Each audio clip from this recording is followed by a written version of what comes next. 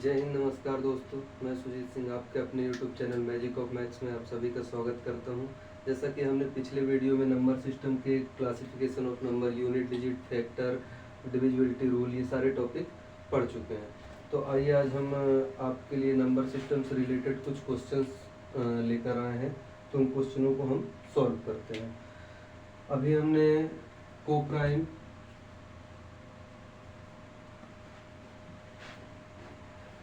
Coprime coprime सह अभाज्य या सह अभाज्य सह अभाज्य संख्या,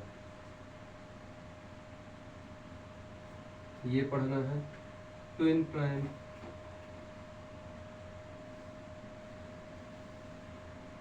ट्विन प्राइम हिंदी में युग्म अभाज्य संख्या, युग्म अभाज्य संख्या,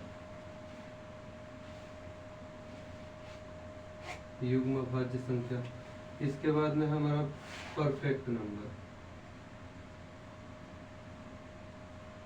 परफेक्ट नंबर हिंदी में संपूर्ण संख्या,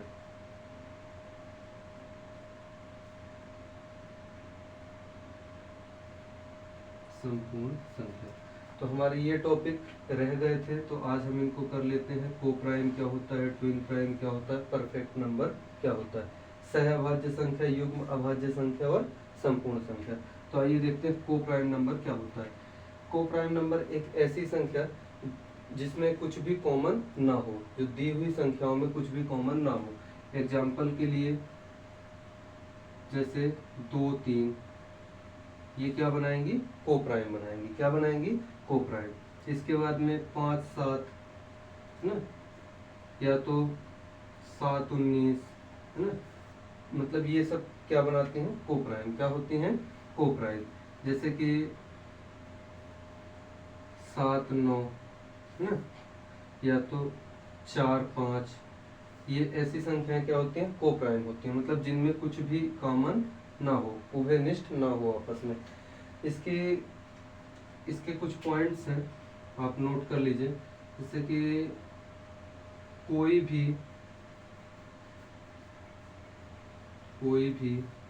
दो अभाज्य संख्या, कोई भी दो अभाज्य संख्या, मतलब दुनिया की कोई भी दो अभाज्य संख्या यदि एक साथ है तो वो क्या होंगी, कोप्राइम, मतलब सह अभाज्य संख्या। उसके बाद में दूसरा है कोई भी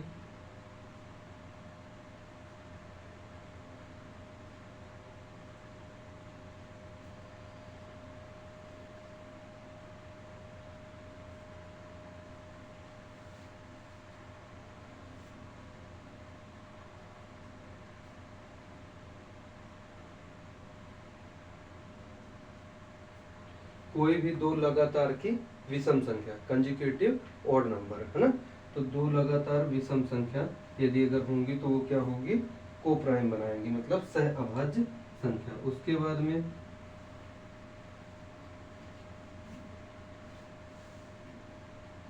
कोई भी दो लगातार संख्या, कोई भी दो लगातार संख्या या क्रमागत संख्या, ये क्या बनाएंगे, कोप्राइम बनाएंगे। तो ऐसे कोई भी नंबर यदि अगर हमको मिलते हैं तो ये सब क्या होते हैं, कोप्राइम होते हैं। एग्जाम्पल के लिए कोई भी दो अभाज्य संख्या आप ले लीजिए, जैसे 101 हो गया, 997 हो गया, ये क्या बनाएंगे, कोप्राइम बनाएंगे, है ना। अभाज्य संख्या जैसे 17, 19, 23 है ना, इस तरह से ये सारे कोई भी दो अभाज्य संख्या होंगी तो वो क्या होंगी, कोप्राइम होंगी। इसके बाद में कोई भी दो लगातार की विषम संख्याएं, दुनिया की कोई भी दो लगातार की कंजिक्यूटिव ऑड नंबर यदि होंगे तो वो क्या होंगे, वो कोप्राइम होंगे, मतलब सह अभाज्य संख्या। जैसे हम लेते हैं 21, 23, तो इसमें कुछ भी आपको कॉमन 21 और 23 में कॉमन नहीं मिलेगा, है ना। उसके बाद में आप 37, 39, मतलब कोई भी आप विषम संख्या आप ले लीजिए, जैसे कि हम लेते हैं 15, 17 है ना। फिर उसके बाद में जैसे 45, 47 है ना, मतलब कोई भी आप विषम संख्या लेंगे तो उसमें आपको क्या मिलेगा, को प्राइम मिलेगा। क्या मिलेगा, को प्राइम मिलेगा। इसी तरह से कोई भी दो लगातार की संख्या है, दो लगातार की संख्या है, जैसे हम 4 5, जैसे 4 5 है ना, या तो 153 54 है ना, कोई भी संख्या यदि लगातार की है तो वो क्या होंगी, वो होंगी को प्राइम। क्या होंगी, को प्राइम। तो आपको को प्राइम समझ में आ गया होगा। अब हम देखते हैं ट्विन प्राइम क्या होता है। ट्विन प्राइम एक ऐसी संख्या जिसके जिसके सभी गुणनखंडों का योग उस संख्या को छोड़कर, जिसके सभी गुणनखंडों का योग बस उस संख्या को छोड़कर उस संख्या के बराबर आ जाए तो वो संख्या क्या कहलाती है, वो संख्या कहलाती है परफेक्ट नंबर। लेकिन ट्विन प्राइम क्या होता है, ट्विन प्राइम होता है कि किसी भी दो लगातार क्रमागत अभाज्य संख्या, यहाँ पे हम लिख लेते हैं ट्विन प्राइम, ट्विन प्राइम युग्म अभाज्य, युग्म अभाज्य। ये क्या होता है, तो ये होता है कि क्रमागत अभाज्य संख्या, क्रमागत अभाज्य संख्या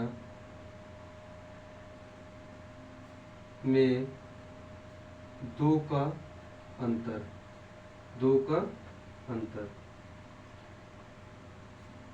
मतलब किसी भी दो क्रमागत अभाज्य संख्याओं में यदि अगर दो का अंतर है तो वो क्या होंगे, युग्म अभाज्य संख्या। वो क्या होंगी, युग्म अभाज्य संख्या।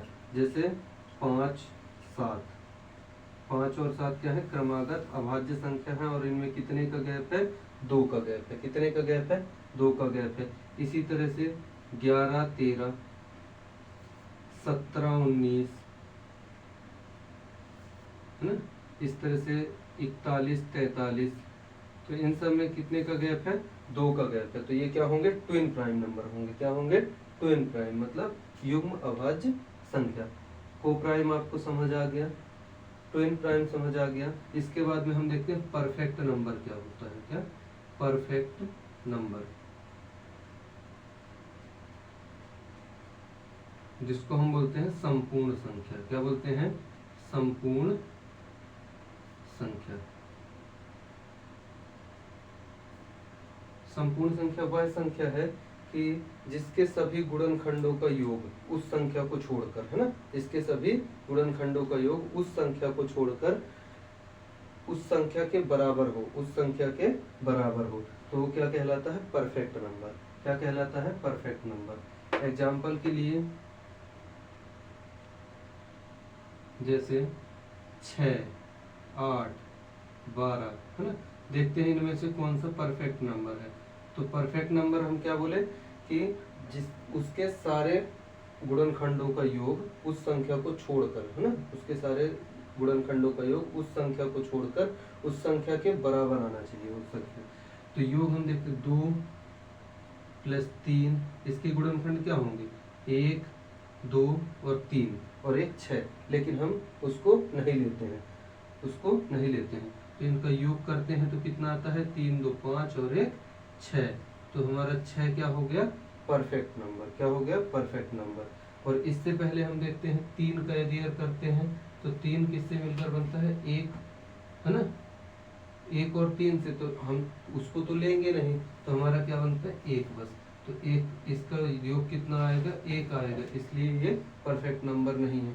2 भी नहीं है, 4 भी नहीं है। 4 कैसे नहीं है, 4 किससे मिलता है 2 से, किससे, 2 से, 1 और 2 से मिलकर, है ना, और 4 को तो लेते नहीं है।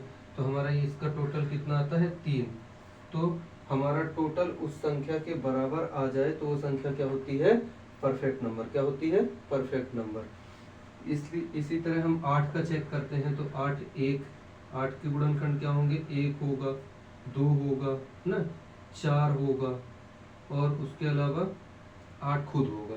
तो हम इनको सबको टोटल करेंगे, 4 2 6 और एक 7, तो इसका टोटल कितना आता है, 7। इसका मतलब ये भी क्या है, परफेक्ट नंबर नहीं है। इसी तरह हम 12 का चेक करेंगे तो 12 का 1 होता है, 2 होता है, 3 होता है, 4 होता है ना, 5 नहीं होता, 6 होता है, 6 के बाद 7, 8, 9, 10 इन किसी से नहीं जाता। तो हम देखेंगे 1, 2, 3, 3, 6, 4, 10 और 6, 16। तो ये कितना आता है? 16। कितना आता है? 16। तो इस तरह से ये भी क्या है? परफेक्ट नंबर नहीं है। इसके बाद में आइए हम देखते हैं कुछ क्वेश्चंस, है ना।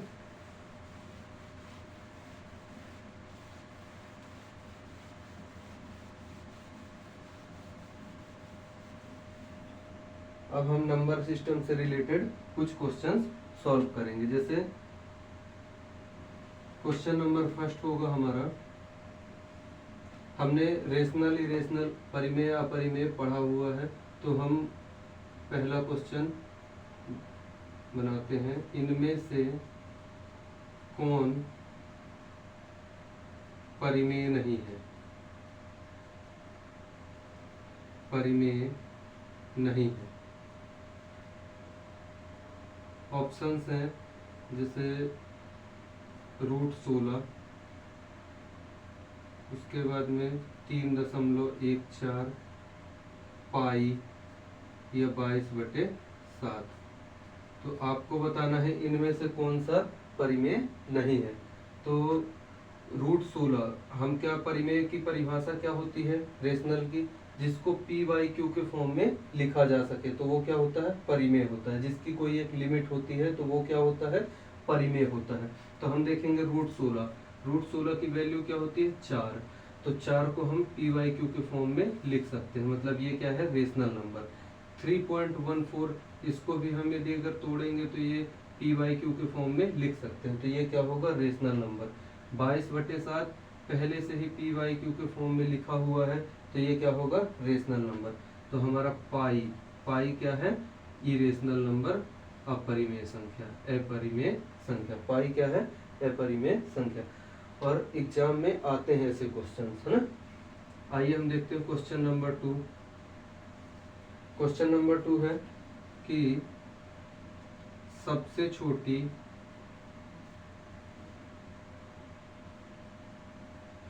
छोटी अभाज्य संख्या, सबसे छोटी अभाज्य संख्या। तो सबसे छोटी अभाज्य संख्या क्या होगी? सबसे छोटी अभाज्य संख्या होगी 2। क्या होगी?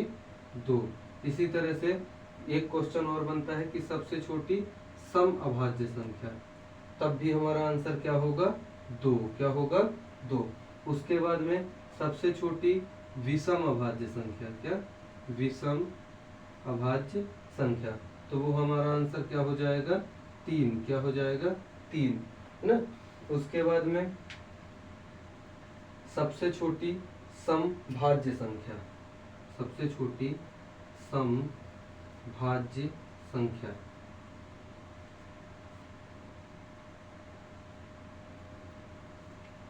स्मॉलेस्ट इवन कंपोजिट नंबर, तो ये क्या हो जाएगा हमारा?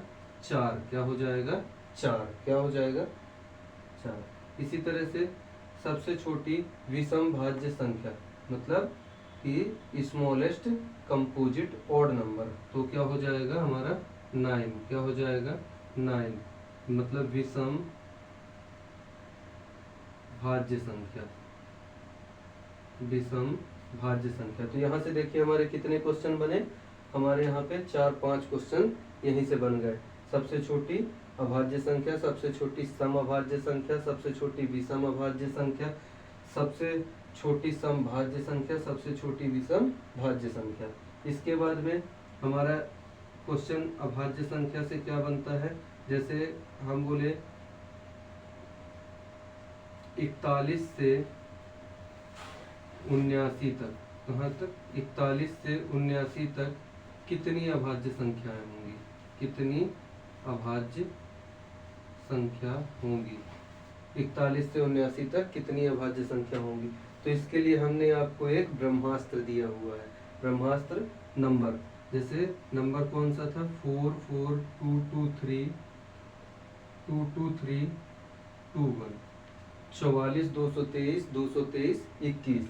तो इससे आसानी से आप पता कर सकते हैं, है ना, कि 41 से 79 तक कितनी अभाज्य संख्या होंगी। 100 तक की यदि अगर अभाज्य संख्या पूछता है तो आप इस नंबर का यूज करके आसानी से निकाल सकते हैं। जैसे हम देखते हैं कि 10 तक, 20 तक, 30 तक, 40 तक, तो हमसे पूछा है 41 तक मतलब ये, और कहाँ 79 तक मतलब 80 तक, तो 40 तक 50, 60, 70, 80 मतलब यहाँ तक। तो कितनी संख्याएं हो जाएंगी? 3, 2, 5, 2, 7 और 3, 10। तो 41 से 79 तक कितनी अभाज्य संख्याएं होंगी? 10 अभाज्य संख्याएं। तो आप इस तरह से किसी भी अंक को किसी का ही निकाल सकते हैं, किसी का भी निकाल सकते हैं। फिर आते हैं अपन क्वेश्चन नंबर 4 कि 1 से 200 तक, 1 से 200 तक कितनी अभाज्य संख्याएं होंगी? कितनी अभाज्य संख्या होंगी?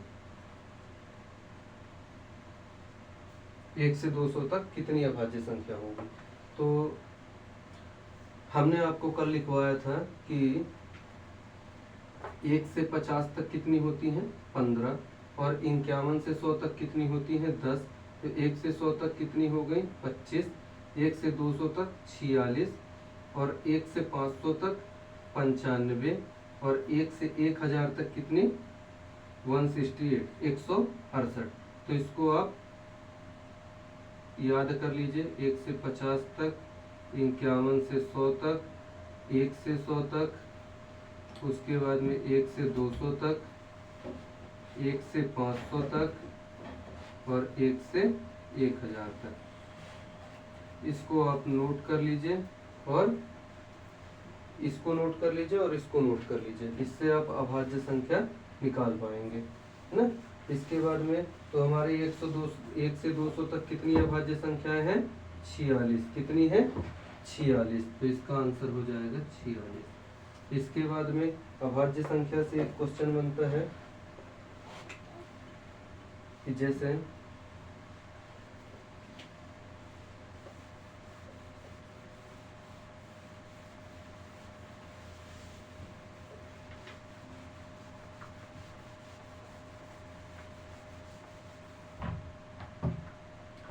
जैसे 14,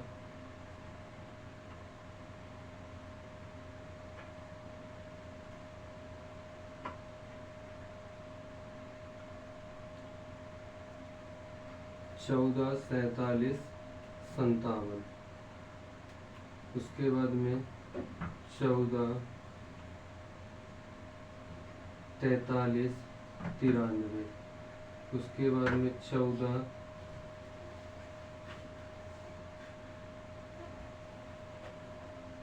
47, 23, उसके बाद में 14, 47 और 65। क्वेश्चन कुछ इस प्रकार से बनता है कि इनमें से कौन सी संख्या अभाज्य है? इनमें से कौन सी संख्या अभाज्य है? इनमें से कौन सी संख्या अभाज्य है?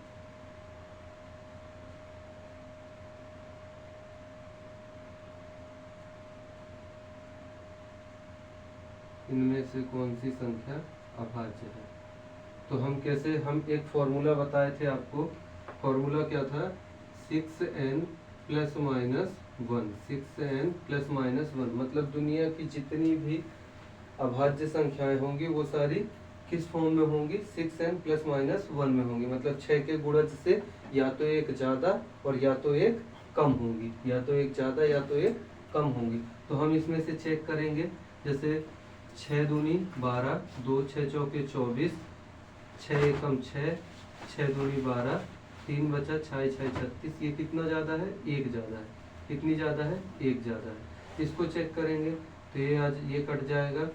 फिर उसके बाद में 6 6 36 बचेगा 3, तो 6 पंचे 30। तो ये कितनी ज़्यादा है? 3 ज़्यादा है। कितनी ज़्यादा है? 3 ज़्यादा है। इसके बाद में 6 एकम 6, 1 6 दूनी 12, ये कितनी ज़्यादा है? 3 ज़्यादा है। और इसको चेक करेंगे तो 6 एकम 6 बचेगा 1, 6 दूनी 12, 4 6 7 42। कितनी ज़्यादा है? 3 ज़्यादा है। ये भी कितनी आएगी? 3 ज़्यादा। हमने क्या बोला? 6 के गुणज से या तो एक ज़्यादा या तो एक कम है। तो कौन सा ऑप्शन सेटिस्फाई है? ये वाला। ए नंबर, है ना। तो ये संख्या क्या है? अभाज्य संख्या। ये संख्या क्या है? अभाज्य संख्या। इसी तरह से आगे क्वेश्चन देखते हैं हम। अब हमारे शुरू होते हैं डिविजिबिलिटी वाले क्वेश्चन। कौन से? डिविजिबिलिटी। जैसा कि कल हमने आपको, अभी हम क्वेश्चन करवाएंगे तो आपको आपका रिवीजन भी हो जाएगा। जैसे हमने 2 का, 3 का, 4 का, 5, 6, 7, 8 इस तरह करके 23 तक के रूल हमने पढ़ लिए हैं, हम पढ़ चुके हैं। तो 23 तक के रूल हम पढ़ चुके हैं। तो आइए हम देखते हैं इनके क्वेश्चन। क्वेश्चन नंबर 1, डिविजिबिलिटी का क्वेश्चन नंबर 1। ए का न्यूनतम मान, ए का न्यूनतम मान, मिनिमम वैल्यू।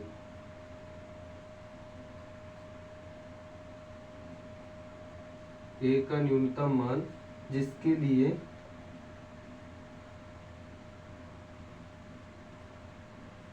लिए संख्या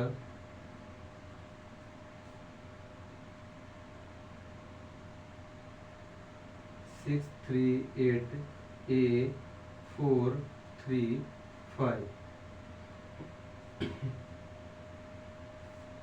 3 से पूर्णतः विभाज्य है। 3 से पूर्णतः विभाज्य है। 3 से पूर्णतः विभाज्य है। तो ए का मान बताइए, ए की वैल्यू क्या होगी। तो हमने कल 3 का नियम पढ़ा हुआ था। 3 का नियम क्या है कि 3 या 3 का मल्टीपल बने तो उसको हम काटते जाएंगे। जैसे 3 का मल्टीपल 6 कट जाएगा, 3 कट जाएगा, और ये 3 कट जाएगा। 5 और 4 कितना होता है? 9। तो ये भी क्या है? कट जाएगा। इसके बाद में ये क्या बचता है? 8। क्या बचता है? 8। तो हमसे क्या पूछा है? न्यूनतम मान। क्या पूछा है? न्यूनतम मान। तो इसके लिए हम यहाँ पे क्या रखें कि इनके अंकों का योग जो है वो 3 से डिविजिबल हो जाए, मतलब 3 या 3 का मल्टीपल हो जाए। तो यहाँ पे हम क्या रखेंगे? ए की जगह 1। ए की जगह हम क्या रखेंगे? 1। ऐसे क्वेश्चनों को आप ऐसे सॉल्व कर सकते हैं। तो आइए देखते हैं अगला क्वेश्चन। इसी तरह से एक क्वेश्चन और है। जैसे 715x 42324, 42324, ये संख्या भी 3 से पूर्णतः विभाज्य है। 3 से पूर्णतः विभाज्य है। 3 से पूर्णतः विभाज्य है। तो हमको x का मान बताना है। किसका? x का मान बताना है। तो हम देखेंगे 3 का नियम क्या कहता है? 3 का नियम कहता है कि अंकों का योग, sum of digits must divisible by 3। मतलब या तो 3 बने या तो 3 का कोई मल्टीपल बने, तो हम उसको क्या करेंगे? काटते जाएंगे, और जो भी बचेगा उसमें हम ऐड कर देंगे, जिससे 3 या 3 का मल्टीपल बन जाए, तो वही हमारी x की वैल्यू हो जाएगी। जैसे हम देखते हैं 7 और 2 9 बनेगा, 7 और 2 9 खत्म। फिर उसके बाद में 5 और 4 9 खत्म। उसके बाद में 3 2 5 और 4 9 ये खत्म। तो हमारे पास में यहाँ पे क्या बचता है? 1 बचता है। क्या बचता है? 1 बचता है ना। तो हम यहाँ पे 1 बचता है, तो x की जगह में हमारा क्या आ जाएगा? 2 आ जाएगा। x की जगह में क्या आ जाएगा? 2 आ जाएगा। तो 2 और 1 3 हो जाएगा। क्या हो जाएगा? 3। तो यहाँ पे हमारा x की वैल्यू क्या आ गई? 3 आ गई। इस तरह से आप निकाल सकते हैं। अब देखिए कुछ संख्याएं दी हुई हैं। जैसे 14744, उसके बाद में 43976,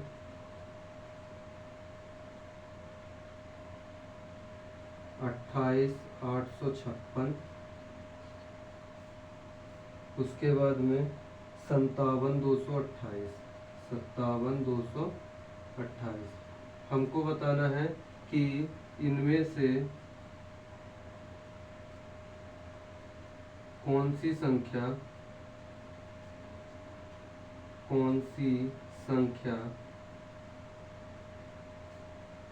12 से डिविजिबल है, 12 से विभाज्य है, 12 से विभाज्य है।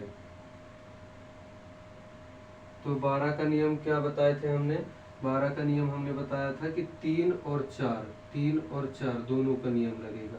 तो 3 का नियम और 4 का नियम। 4 का नियम क्या था? लास्ट के 2 डिजिट, आखिरी के 2 अंक, आखिरी के 2 अंकों को हम काट के देखेंगे। यदि अगर 4 से कटता है तो वो संख्या भी 4 से डिविजिबल होगी। तो 4 से ये भी कटता है, ये भी कटता है, ये भी कटता है और ये भी कटता है। तो 4 से मतलब सारी संख्याएं 4 से डिवाइड तो हो जाएंगी। अब हम चेक करते हैं 3 का नियम। 3 का नियम क्या कहता है कि 3 या 3 का मल्टीपल बने तो हम उसको क्या करेंगे? खत्म करते जाएंगे। जैसे 4 1 5, 5 7 12, तो 12 खत्म हो गया। इसके बाद में 4 और 4 8, तो 8 क्या है? ना तो 3 का मल्टीपल नहीं है, इसलिए संख्या नहीं होगी। फिर देखते हैं 3 खत्म, 9 खत्म, फिर 7 4 11, 11 और 6 17, तो ये भी संख्या नहीं होगी।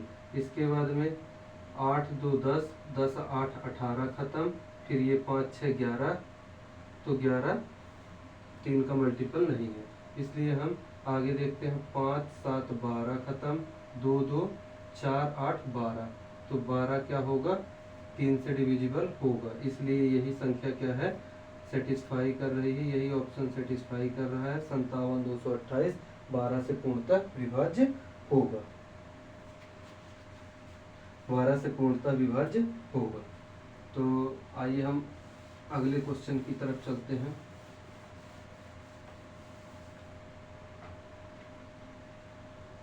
जैसे कि कौन सी संख्या 16 से विभाज्य नहीं है?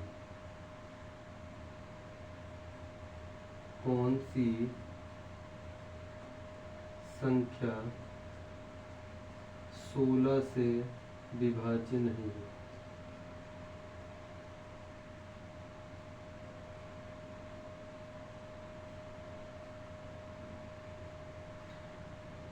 ऑप्शन है 16,826,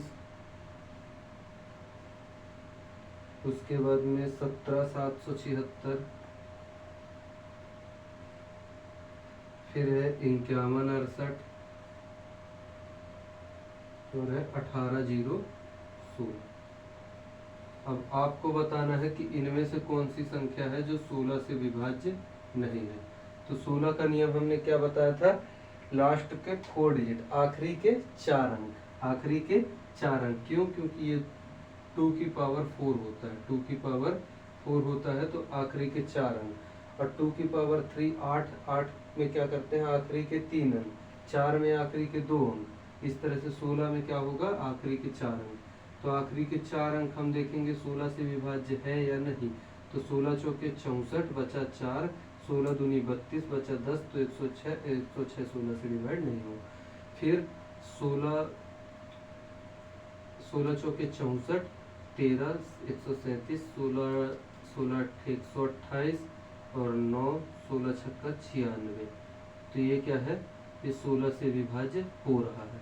इसके बाद में 16 त्रिक 48, 3, 16 दूनी 32, 4, 16 त्रिक 48, ये भी 16 से विभाज्य हो रहा है। फिर 16 पंचे 80, 0, 16 एकम 16, तो ये भी 16 से विभाज्य हो रहा है। मतलब ये तीनों संख्याएं 16 से विभाज्य हो रही हैं और ये 16 से विभाज्य नहीं हो। हमारा आंसर क्या होगा? 16,826। इस तरह से आप चेक कर सकते हैं।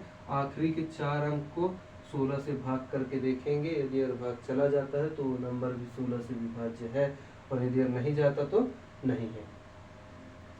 उसके बाद में हम अगले क्वेश्चन पे आते हैं। जैसा कि नीचे दी गई संख्याओं में से कौन सी संख्या 24 से पूरी तरह विभाज्य है? दी गई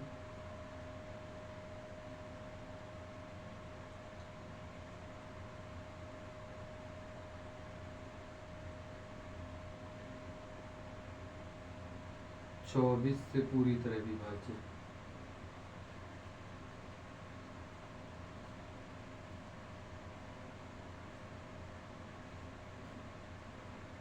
चौबीस से पूरी तरह विभाज्य है। ऑप्शन है 57,528, 57,528, 28,856, 28,856, 14,744, 14,744, 43,976, 43,976। तो ये हमने आपके लिए क्वेश्चंस ढूंढ के लाए हुए हैं। तो आप बताइए 24 से पूरी तरह विभाज्य है कौन सी संख्या। 24 का नियम क्या है, 8 से भी और 3 से भी, 8 से भी और 3 से भी। तो हम किसका चेक करेंगे, पहले हम 8 का चेक करेंगे। 3 अंक, आखिरी के 3 अंक, मतलब लास्ट 3 डिजिट, यदि अगर 8 से डिविजिबल होंगे तो वो नंबर भी 8 से डिविजिबल होगा। तो हम देखते हैं 8 8 48, बचे कितना 4, 8 48, ये संख्या हो सकती है।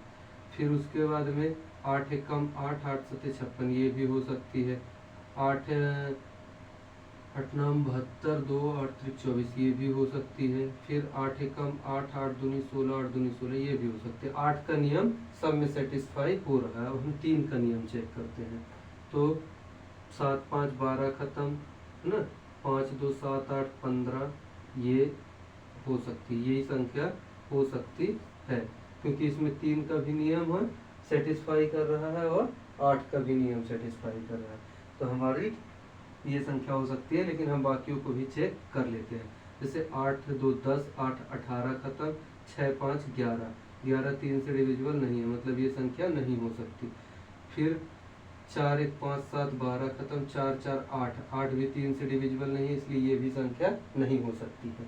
उसके बाद में 4 3 7 9 खत्म, और 4 3 7 7 14, 14 और 6 20, 20 3 से डिविजिबल नहीं होगा, इसलिए ये भी संख्या नहीं हो सकती। तो हमारा आंसर क्या होगा, 57,528।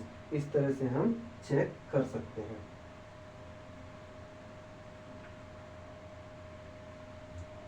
आइए हम आगे देखते हैं कि जैसे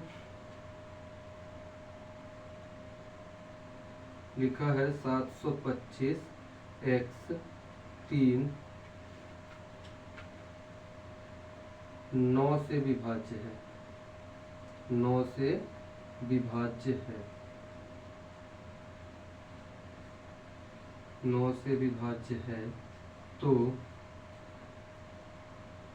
x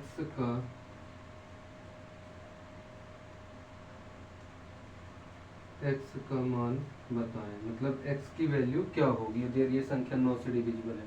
तो जैसे 3 में हम क्या करते हैं, सम ऑफ डिजिट्स, इसी तरह से हम इसमें भी क्या करेंगे, अंकों का योग, अंकों का योग 9 बनता जाएगा और हम हटाते जाएंगे। तो जैसे 7 2 9 खत्म, 5 और 3 8 होता है। तो 8 के बाद हम इसमें क्या जोड़ दें कि ये 9 बन जाए, तो 1, क्या 1। यदि अगर वो न्यूनतम पूछता है मिनिमम वैल्यू तो 1 से स्टार्ट करते हैं, और यदि अगर वो मैक्सिमम पूछता है मतलब अधिकतम मान पूछता है तो हम 9 8 7 इधर से स्टार्ट करते हैं। तो हमारा आंसर क्या हो जाएगा, 1। हमारा आंसर क्या हो जाएगा, 1। इस तरह से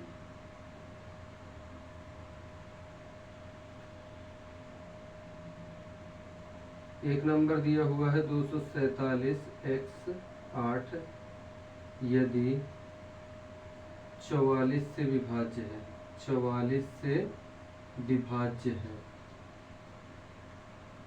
44 से विभाज्य है, तो x का मान बताए, x की वैल्यू क्या होगी। तो 44 किसका मल्टीपल है, 11 इंटू 4, किसका है 11 इंटू 4 का। तो हम क्या करेंगे, 11 का नियम भी लगाएंगे और 4 का नियम भी लगाएंगे। तो हम देखते हैं यहाँ पे 4 का नियम लगाएंगे, तो यहाँ पे हमारा 11 का नियम हम पहले लगाएंगे, तभी हमारा आंसर आ पाएगा। जैसे 11 का नियम क्या होता है, अल्टरनेट डिजिट का सम, अल्टरनेट डिजिट का सम और फिर दोनों को आपस में हम घटा देते हैं, मतलब माइनस कर देते हैं। तो देखिए 7 और 2 9 8 17, क्या आ जाएगा 17 माइनस इनको जोड़ेंगे तो ये क्या होगा 4 प्लस एक्स, 4 प्लस एक्स। तो हमारा यहाँ पे क्या आना चाहिए 11 आना चाहिए या 0 आना चाहिए या 11 का कोई भी मल्टीपल आना चाहिए, है ना, 11 का कोई भी फैक्टर आना चाहिए। तो इस तरह से हम देखते हैं 17 माइनस 4 और माइनस एक्स, तो हमारा ये हो जाएगा 17 में 4 जाएगा 13, कितना 13। अब हम 13 में से क्या घटा दें कि 11 आ जाए या 0 आ जाए या 11 का मल्टीपल आ जाए। तो हम यहाँ पे 13 में से 2 घटा देंगे तो हमारा क्या आ जाएगा 11 आ जाएगा। तो हमको x की वैल्यू क्या मिल गई 2, x की वैल्यू क्या मिल गई 2। इस तरह से हम 11 का नियम लगा के पता कर सकते हैं, है ना। तो आइए हम आगे अपने क्वेश्चंस की ओर चलते हैं। जैसा कि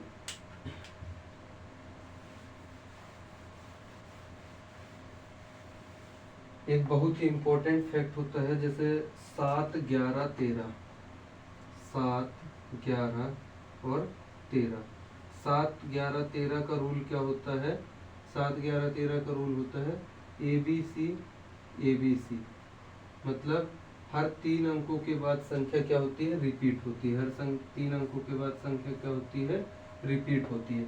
इस फॉर्म में होगी तो संख्या क्या होगी 7 11 13 तीनों से डिविजिबल होगी।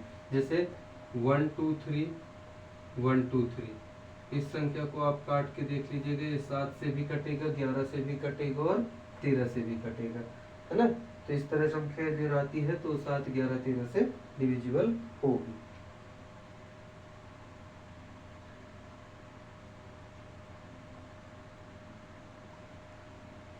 आइए अब हम एक दो क्वेश्चन फैक्टर के देख लेते हैं। फैक्टर के जैसे हम बोलते हैं, हमने कल करवाया भी हुआ था, 70 के कितने फैक्टर होंगे, 70 के कितने फैक्टर होंगे। तो 70 के फैक्टर कितने होंगे, फैक्टर को क्या बोलते हैं गुणनखंड, क्या बोलते हैं गुणनखंड। 17 के कितने गुणनखंड होंगे, तो 17 किससे मिलकर बना है 10 इंटू 7 से, किससे 10 इंटू 7 से, और 10 किससे मिलकर बना है 2 इंटू 5 से, 2 गुणा 5 गुणा 7। तो हमको इनके सब के ऊपर कितनी कितनी पावर लगी हुई है, एक एक पावर, कितनी कितनी पावर, एक एक पावर। तो हम क्या बोले थे, जब भी कभी फैक्टर निकालते हैं तो क्या करते हैं इनकी पावर में एक जोड़ देते हैं, इनकी पावर में एक जोड़ देते हैं। तो हम भी इनकी पावर में एक जोड़ देंगे, एक और एक 2 इंटू 2 इंटू 2, तो 2 का क्यूब कितना होता है 8। तो 70 के कितने फैक्टर होंगे 8 फैक्टर होंगे, 70 के कितने फैक्टर होंगे तो 8 फैक्टर होंगे। इसी तरह से आप किसी भी नंबर का बड़ा से बड़ा नंबर भी होगा तो उसका भी आप आसानी से निकाल सकते हैं। जैसे 1750 के कितने गुणनखंड होंगे, कितने गुणनखंड होंगे, तो आप बता सकते हैं कि जैसे ये 0 किसी भी नंबर के लास्ट में अगर 0 है तो उसका 10 का मल्टीपल है, क्या है 10 का मल्टीपल, मतलब कि 175 इंटू 10, है ना। अब 175 किससे बनता है तो 25 इंटू 7 इंटू 10, 25 किससे बनता है 5 का स्क्वायर, क्या 5 का स्क्वायर इंटू 7 इंटू 10 किससे बनता है 2 इंटू 5 से, तो हमको एक और 5 मिल गया, तो 5 का क्यूब, है ना, इंटू 7 और इंटू 2, तो 2 की पावर 1, 5 की पावर 3 और 7 की पावर 1। तो हम यहाँ पे पावर में एक जोड़ देते हैं, पावर में एक जोड़ देते हैं। जैसे 1 में 1 जोड़ेंगे तो 2 इंटू 3 का 4 इंटू 2, तो 4 दूनी 8 दूनी 16। तो 1750 के हमारे कितने फैक्टर बनेंगे, तो 1750 के हमारे 16 फैक्टर बनेंगे। कितने फैक्टर बनेंगे 16। तो आप अब फैक्टर निकाल ही लेंगे, है ना। आइए हम देखते हैं, हमारे कुछ क्वेश्चंस रह गए थे कल के। जैसे हमने डिविजिबिलिटी में आपको एक सूत्र है, जैसे सूत्र क्या है, भाज्य बराबर भाजक गुणा भागफल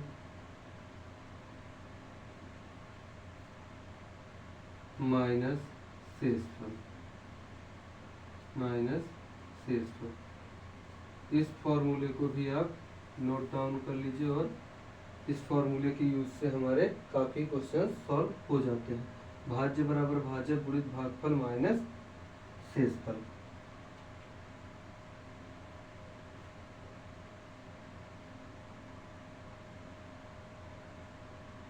सॉरी, यहाँ पे क्या होगा, प्लस होगा। भाज्य बराबर भाजक गुणित भागफल प्लस शेषफल। तो ऐसे क्वेश्चंस बनते हैं, जैसे एक क्वेश्चन है भाजक, और ये क्वेश्चन इम्पोर्टेंट क्वेश्चन है, भाजक भागफल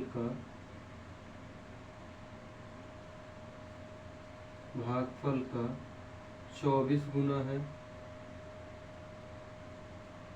24 गुना, तथा शेष का 8 गुना, शेष का 8 गुना, शेष का 8 गुना है। यदि भागफल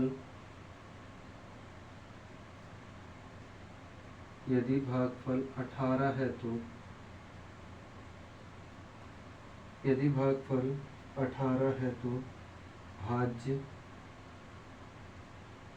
ज्ञात करना है। भाजक भागफल का 24 गुना है तथा शेष का 8 गुना है। कौन? भाजक। तो हमको बताना है यदि भागफल 18 है तो भाज्य कितना होगा। तो सबसे पहले तो भागफल का 24 गुना, मतलब 18 का 24 गुना करेंगे,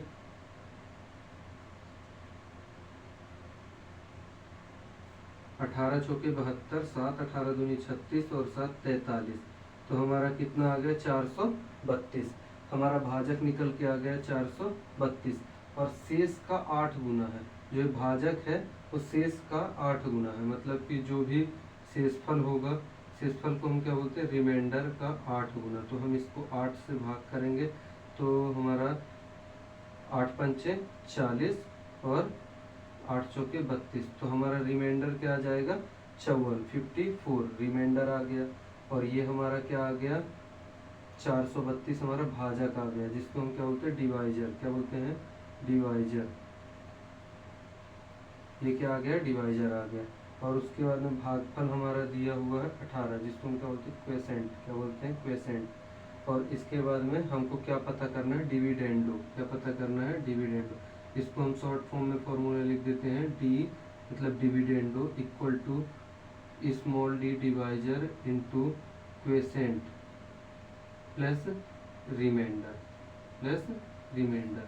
इस फॉर्मूले को आप नोट कर लीजिएगा। इस फॉर्मूले की हेल्प से हम काफ़ी क्वेश्चन सॉल्व कर लेते हैं।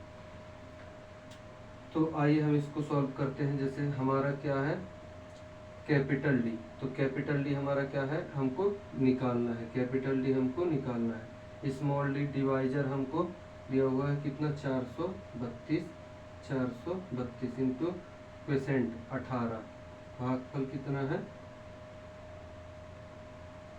भागफल है 18, और रिमाइंडर हमारा कितना है, 54। रिमाइंडर कितना है, 54। तो आइए हम आसानी से इसको निकाल सकते हैं। जैसे कि 18 दूनी 36 की 6, 3 18 त्रिक 54 और 3 57 की 7, बचा 5, 18 चौके 72 और 5 77।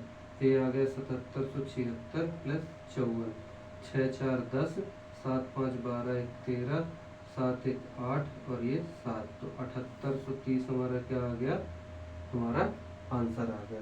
मतलब कि भाज्य कितना होगा, 7830, है ना। तो आशा करता हूँ कि आपको ये समझ में आ गया होगा। आइए हम देखते हैं हमारा कल का एक टॉपिक और रह गया था जिसको हम क्या बोलते हैं, रिमाइंडर। क्या बोलते हैं, रिमाइंडर।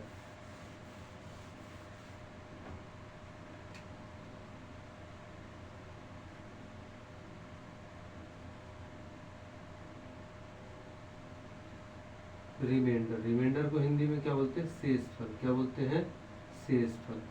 तो शेषफल हम कैसे निकालते हैं, शेषफल हम कैसे निकालते हैं, जैसे हम बोले 11 में 9 का भाग करेंगे तो शेषफल कितना आएगा, 2 आएगा। शेषफल क्या आएगा, 2 आएगा, है ना। इस तरह से ये होता है हमारा शेषफल। अब जैसे क्वेश्चन, अब ये बच्चों वाले क्वेश्चन तो आते नहीं, क्वेश्चन अच्छे क्वेश्चन बनते हैं। जैसे एक क्वेश्चन बनता है, एक संख्या,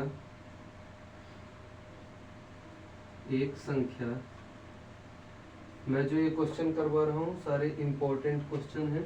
एक संख्या n को 6 से विभाजित करने पर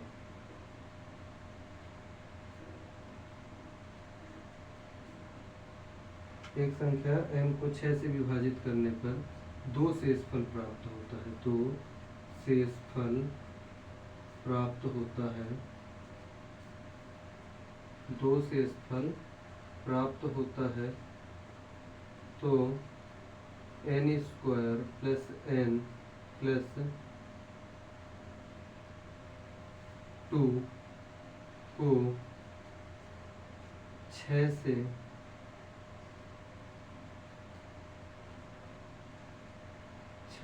विभाजित करने पर, 6 से विभाजित करने पर शेषफल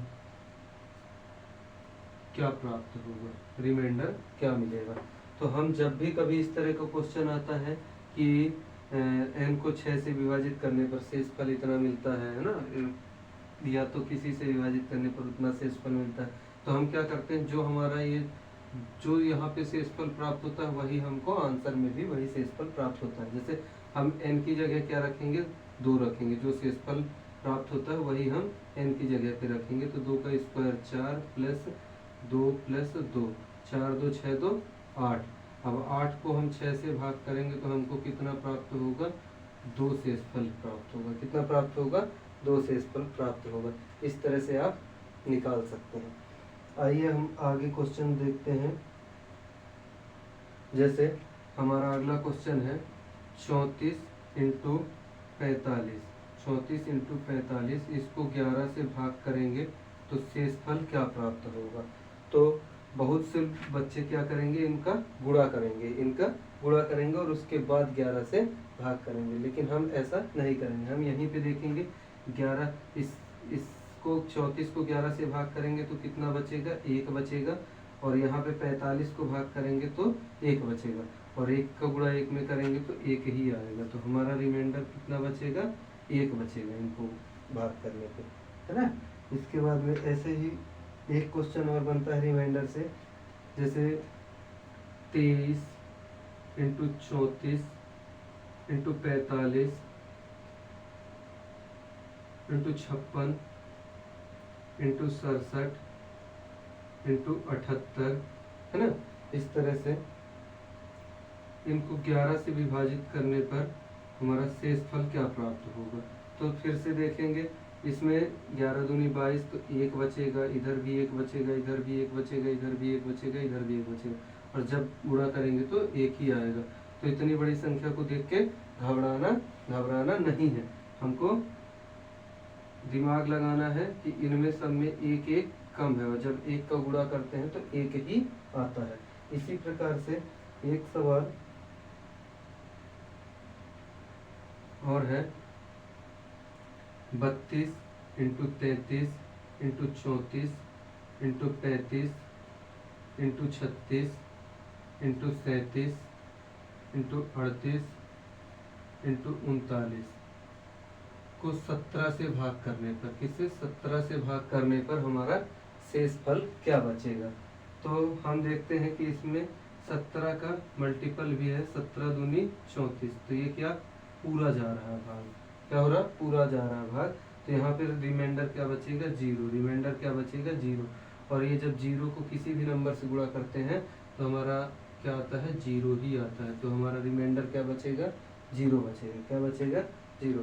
तो कभी भी इस तरह क्वेश्चंस को देख के घबराना नहीं है, घबराना नहीं है।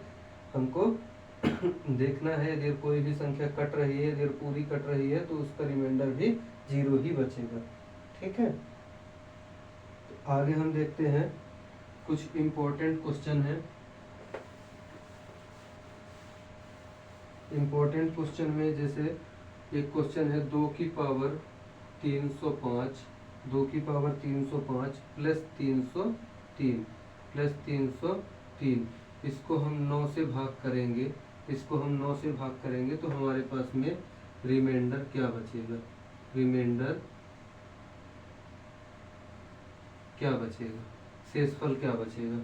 तो हम देखते हैं 2 की पावर 305, इसको हम कैसे